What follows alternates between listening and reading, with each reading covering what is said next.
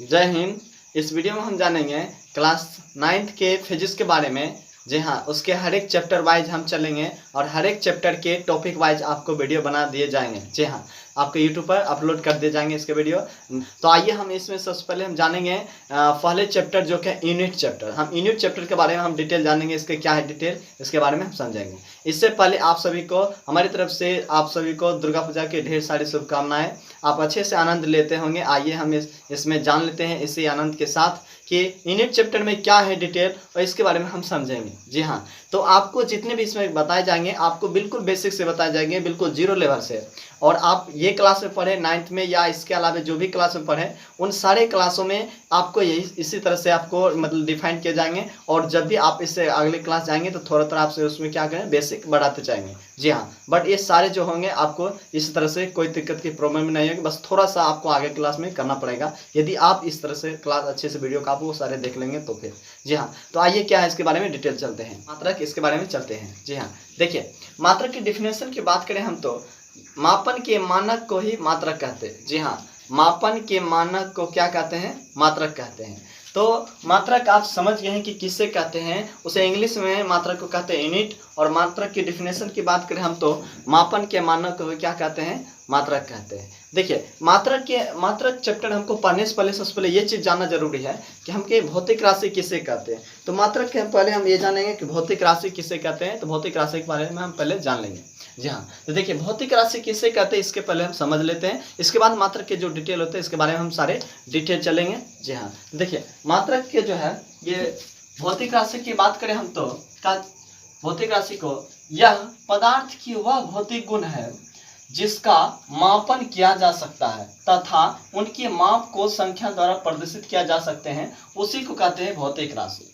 जी हाँ, तो आप ये समझ गए होंगे कि भौतिक राशि जो है किसे कहते हैं कि यह पदार्थ का वह गुण है, वह भौतिक गुण है जिसका मापन यानी जिनका मापन किया जा सकता है एंड उसके संख्या द्वारा प्रदर्शित किए जा सकते हैं, उसे हम क्या कहते हैं, भौतिक राशि। तो इस डेफिनेशन से आपको ये अनुमान लग गए होंगे कि पृथ्वी पर जितने भी सारे वस्तुएं हैं वो सभी क्या हैं, और पृथ्वी पर जितने भी वस्तुएं हैं जो कि हमें उसे माप सकते हैं एंड उसे संख्या द्वारा प्रदर्शित करते हैं, वो सारे वस्तुएं क्या हो जाएंगे, भौतिक राशि हो जाएंगे। जैसे हम एक मतलब हमें एक नाप सकते हैं कि हम कितने हैं, कितने हाइट के हैं, कितने केजी के हैं, तो ये सारे हम संख्या द्वारा भी प्रदर्शित कर सकते हैं और अपने आप को माप सकते हैं हम लोगों को, है ना।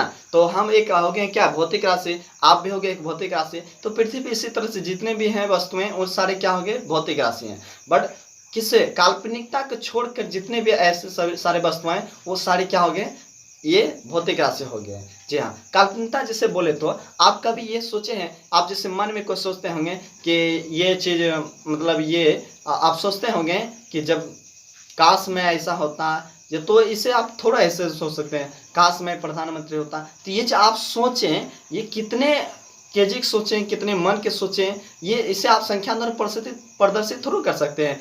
चाहे इसे आप नाप सकते हैं कितने हैं, नहीं नाप सकते हैं। तो इस तरह की जितने भी काल्पनिकता है वो क्या हो गया, भौतिक राशि नहीं होंगे। काल्पनिकता के छोड़ के इसके अलावा जितने भी पृथ्वी पर जितने भी वस्तुएं वो सारे क्या हो गए, भौतिक राशि होंगे।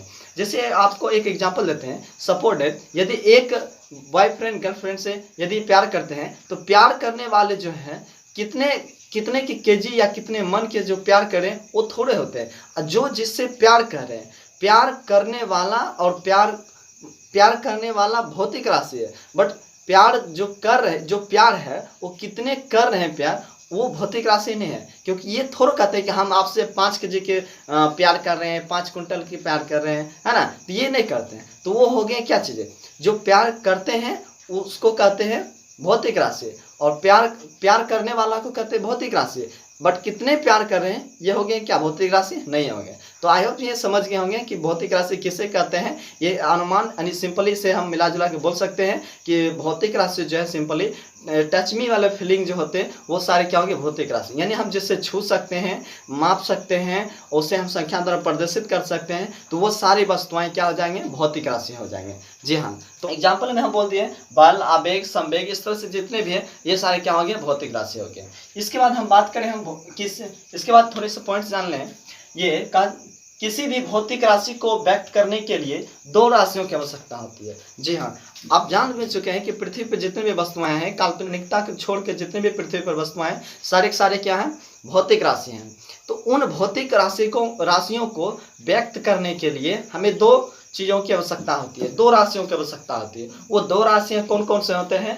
तो ये होते हैं एक संख्यात्मक मान और एक होते हैं मात्रक। एक संख्यात्मक मान और होते हैं मात्रक होते हैं। जी हाँ, तो जैसे हम नॉमिकल वैल्यू बोलते हैं और यूनिट बोलते हैं। जैसे आप सपोज आप किसी दुकान में जाते होंगे तो आप दुकान वाले को ये थोड़ा कहते होंगे कि आप हमें 5 चावल दीजिए, 5 आलू दीजिए, 6 चीनी दीजिए, ये ऐसे थोड़ा बोलते हैं। आप ऐसे बोलेंगे तो दुकान वाले कहेंगे अबे तू क्या बोल रहा है, तुम अपने ठीक से बोलो, हम समझ नहीं पा रहे हो।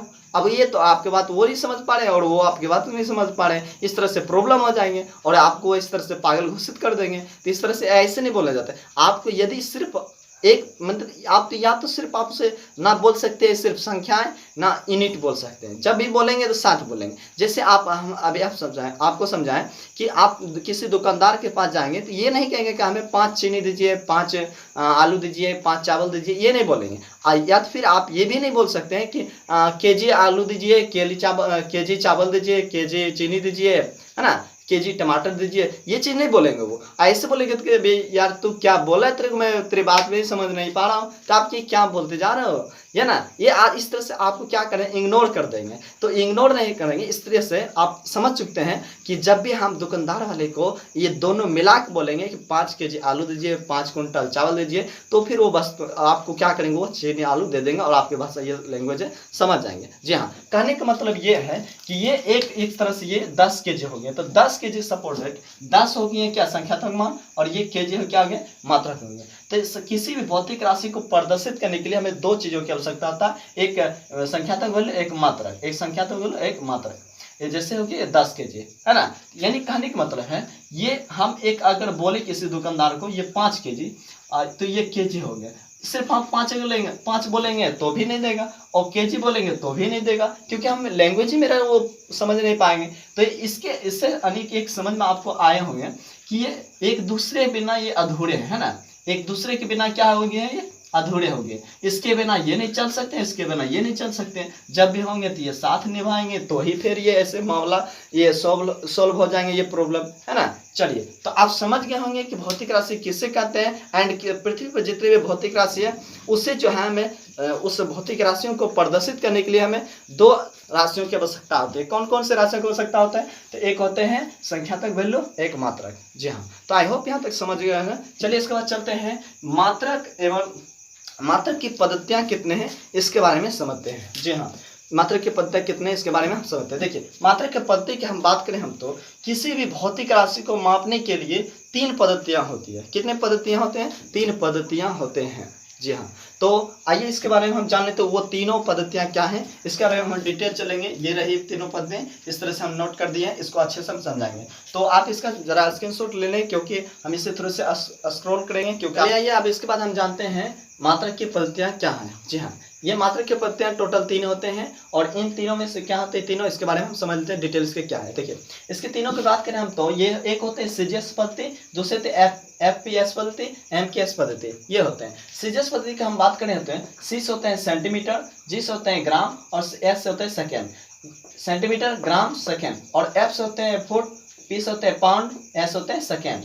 ये होते हैं फुट, पाउंड, सेकेंड। और ये होते हैं एम से होते हैं मेट्रिक, एम से होते हैं मीटर, और एस के से होते हैं किलोग्राम, एस होते हैं सेकेंड। तो हम इसे बोल सकते हैं सीजीएस का full form centigram second, F P S यानी फुट पाउंड सेकेंड, एम के एस यानी मीटर किलोग्राम सेकेंड। इस तरह से तीनों के ये होते हैं तीनों पद्धतियां, और इसके फुल फॉर्म होते हैं। जी हाँ, जो कि ये जो है सीजीएस पद्धति ये फ्रांस में बोले जाते हैं, और ब्रिटिश ये जो है एफपीएस पद्धति ये ब्रिटेन में बोले जाते हैं, और एमकेएस पद्धति जो है ये फ्रांस और ब्रिटेन को छोड़ करके बाकी बस सारे जगह पर क्या बोले जाते हैं, ये एमकेएस पद्धति के यूज किए जाते हैं। जी हाँ, क्या जाते हैं इसके यूज किए जाते हैं। देखिए, अब इसके देखिए ये जो है इसे फ्रांस में बोले जाते हैं, इसलिए इसे हम कहते हैं फ्रेंच पद्धति या मेट्रिक पद्धति कहते हैं। एफपीएस पद्धति को ब्रिटिश पद्धति भी कहते हैं, और एमकेएस पद्धति को भी मेट्रिक पद्धति कहते हैं। जी हाँ, इसे कहते हैं मेट्रिक पद्धति भी कहते हैं। तो आई होप यहाँ तक आप समझ गए होंगे कि मात्रक पद्धति क्या है, टोटल कितने होते हैं, 3 होते हैं। और वो 3 कौन कौन से होते हैं, तो सीजीएस, एफपीएस और एमकेएस।